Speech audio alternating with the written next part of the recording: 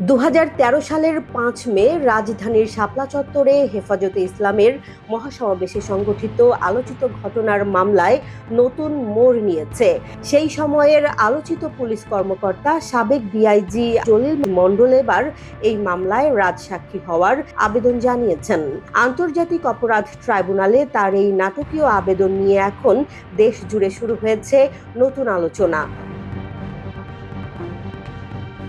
বুধবার আন্তর্জাতিক অপরাধ ট্রাইব্যুনালের চেয়ারম্যান বিচারপতি মোহাম্মদ গোলাম মর্তুজা মজুমদারের নেতৃত্বাধীন 3 সদস্যের বিচারিক প্যানেলে এই আবেদন পেশ করা হয়।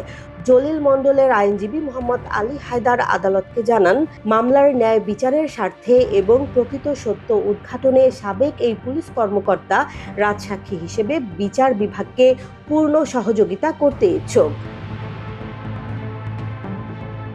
আবেদন জমা দেওয়ার পাশাপাশি এদিন জলিল মণ্ডলের জামিন চেয়েও জোর শুনানি করেন তার আইনজীবীরা।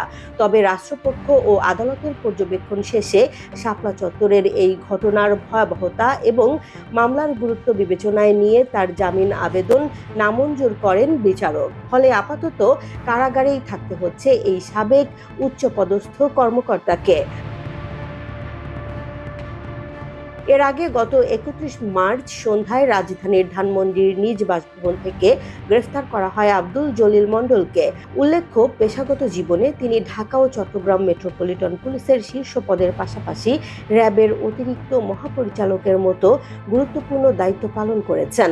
পাবনা জেলার এই কর্মকর্তার হঠাৎ রাজসাক্ষী হওয়ার এই সিদ্ধান্ত শাপলা চত্বর মামলার তদন্ত ও বিচার প্রক্রিয়ায় বড় কোনো প্রভাব ফেলবে কিনা এখন সেটিই দেখার বিষয়।